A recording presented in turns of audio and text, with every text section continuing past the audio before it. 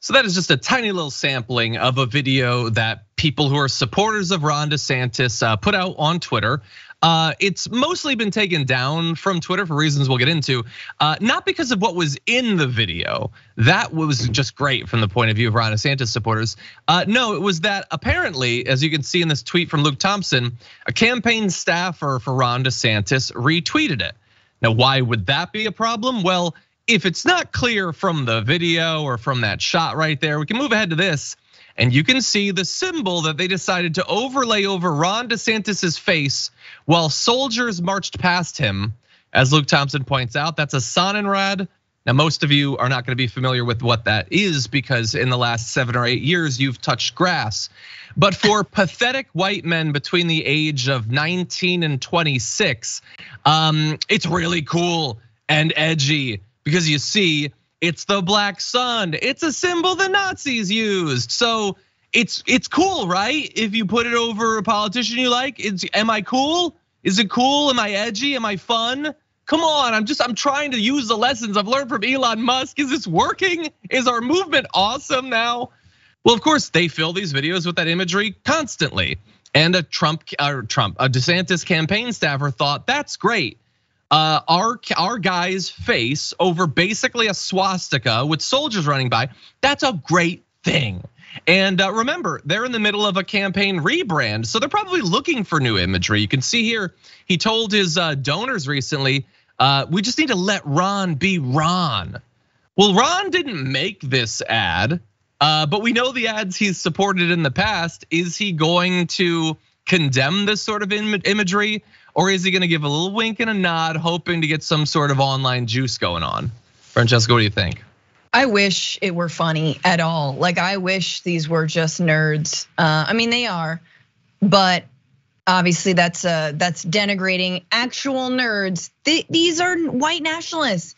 These are Nazis, and they love people like Ron DeSantis for his stance around stopping woke, which we all know means ending like Black history, taking away civil rights, deporting migrants seeking refuge in his state. Like, that's what it is. It is a white nationalist platform. And so it's just like, my question is, what happens when Ron DeSantis and his whole campaign realizes that's what it is, then they delete it. They're like, oh God, no, I mean, not that far. Or they're like, it just wouldn't look good, but we all secretly agree. Like, what do they do? Does anyone quit out of like outrage? Like, I really thought this was a Christian campaign for equality for all and American values. No, man. First of all, let's be real.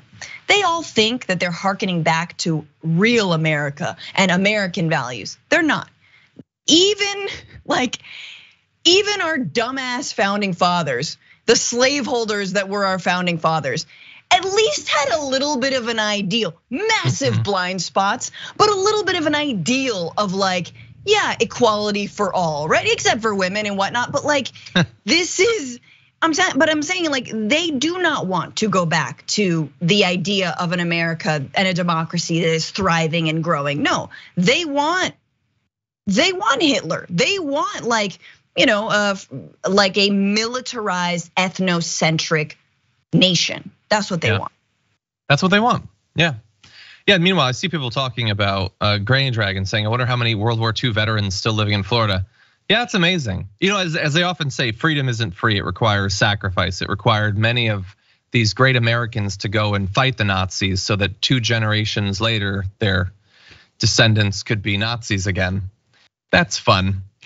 Anyway, oh, by the way, as annoying as these sorts of ads are, like the really pathetic, overly online, lonely white men who descend into fascism just as a replacement for going outside and meeting people are getting older, and they're taking over positions of leadership in the Republican Party.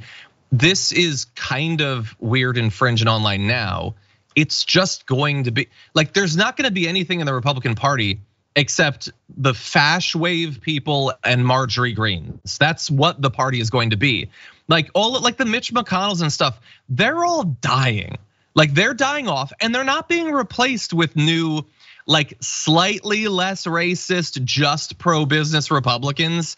it's all fascism, floor to ceiling. So everybody buckle up for the next few decades. For more political news, breakdowns, interviews, stories of activism, and me trying my hardest to care about the occasional big celebrity news story, subscribe to our YouTube channel at youtube.com/thedamagereport.